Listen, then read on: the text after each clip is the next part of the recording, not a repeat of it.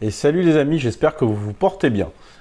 Aujourd'hui, on va parler d'un film qui a littéralement ouvert la voie au genre du Girl with Gun à Hong Kong. Un film qui réunit un beau petit casting, réalisé, écrit et produit par Teresa Wu. Je veux bien entendu parler du film qui donnera naissance au genre, quasiment, Angel. Donc c'est parti, générique.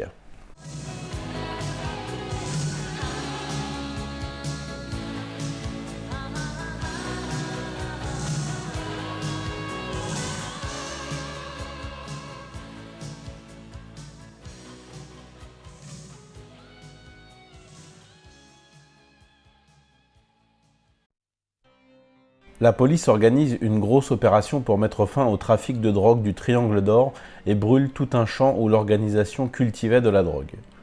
Pour se venger, l'organisation décide d'éliminer tous les membres des forces spéciales ayant participé à cette opération. La police, complètement impuissante et dépassée devant de telles pratiques, décide de s'approprier les services des Angels, des agents secrets habitués des infiltrations et coups d'éclat en tout genre. Une vraie guerre va alors se déclarer entre l'organisation du Triangle d'Or et les Anges.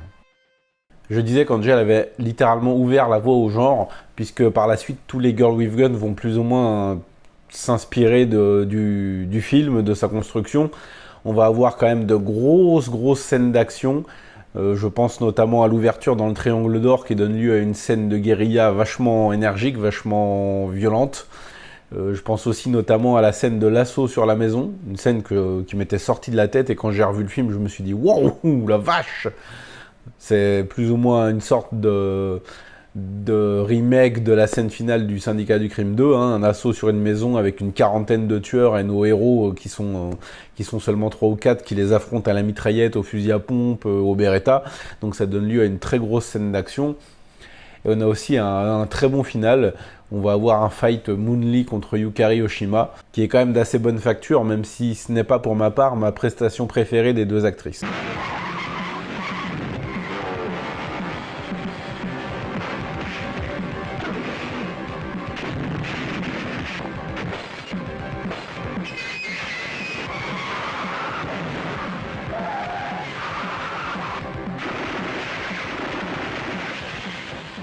On va avoir quand même un film qui est extrêmement brutal, puisqu'on va avoir des exécutions en pleine rue, on va avoir une scène où un flic se fait massacrer à la machette dans les rues de Hong Kong. On va avoir aussi beaucoup de scènes où on va avoir des impacts de balles avec du sang qui gicle, des têtes explosées, des doigts coupés au rasoir. Évidemment, c'est pas montré, mais on voit Yukari Oshima avec un poing américain et des lames de rasoir qui amputent les doigts d'un mec. Donc le film va être plutôt généreux au niveau violence. Au niveau de l'histoire, c'est sympa, mais ça n'a pas réellement retenu mon attention. On va mêler film d'action Girl with Gun avec quelques scènes d'espionnage qui m'ont notamment fait penser dans certains détails à des James Bond, notamment via le personnage d'Ellen Lui, qui va user de tout un tas de gadgets lors des affrontements, comme des boutons de costume qui explosent ou des jets d'acide dans les chaussures.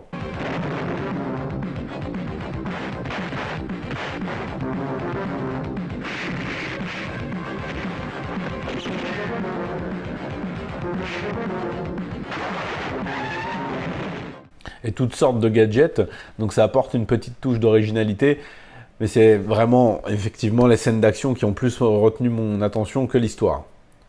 Niveau des personnages, ça va. Voilà, Moon-Lee elle est dans le registre dont on a l'habitude de la voir. Yukari Oshima, c'est pareil, malheureusement, pas de grande originalité, c'est une méchante, bien sadique. J'avais pas remarqué qu'elle avait un petit souci de dentition là. Plusieurs fois on la voit sourire et j'ai eu un petit mouvement de recul, même si c'est Yukari, respect, il n'y a pas de souci. On retrouve également Alex Fong dans un petit rôle, voilà, c'est Alex Fong, la légende, celui qui tiendra aussi les rôles dans les deux suites d'Angel, Angel 2 et surtout Angel 3, avec la fameuse scène en jetpack là. On a aussi Wang Zhongli, qui joue le méchant dans Drunken Master et l'autre film avec Jackie Chan, Snake in the Eagle Shadow.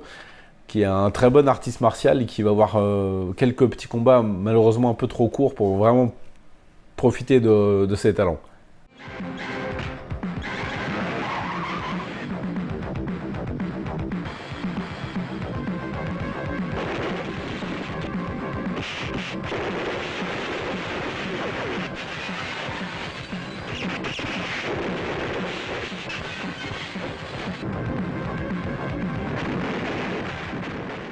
Alors évidemment, le film n'avait pas un budget vraiment mirobolant, donc évidemment, on tourne pas trop à Hong Kong, on va plutôt proposer l'action du film en Thaïlande, hein, ça coûte moins cher évidemment, et je tiens quand même aussi à souligner l'excellent travail des cascadeurs qui donnent de leur personne comme jamais, et que ça se propulse dans les vitres, et que ça saute du toit d'un immeuble, et que ça se prend des projections pas possibles.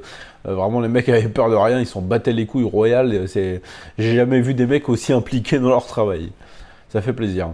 Il faut pas oublier que Yukari Oshima, c'était aussi une élève de Sonny Chiba. Ça, c'était une information qui m'était sortie de la tête et je sais même pas si j'étais au courant. C'est en parcourant la review d'un ami, Ryo Saeba, sur le site Darkside Review, dédicace Cherrycock, que je me suis souvenu, ou que j'ai plutôt appris cette information parce que j'étais même pas sûr de la connaître. Donc oui, c'était l'élève de Sonny Chiba, hein, The Street Fighter. Et voilà, Yukari, c'est une grande actrice, une grande légende.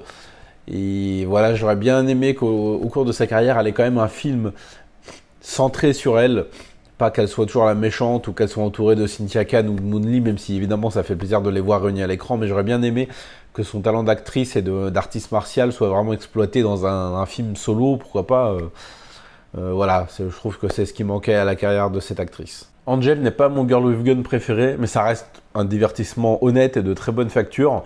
Si vous l'avez déjà vu, je vous invite à me dire ce que vous en pensez. Si vous ne l'avez pas encore vu et que ma vidéo vous a fait découvrir le film, revenez me laisser un petit commentaire une fois que vous l'aurez vu, ça fera plaisir. Pour donner davantage de visibilité au film, je vous invite à commenter, liker et partager cette vidéo sur les réseaux sociaux. Et si mon contenu vous plaît, faites-moi un petit plaisir. Abonnez-vous, n'oubliez pas d'activer la petite clochette pour ne rien rater des prochaines sorties que je proposerai à l'avenir. Et moi je vais vous laisser en vous disant, regardez du cinéma asiatique parce que vous savez que ça déchire. Salut!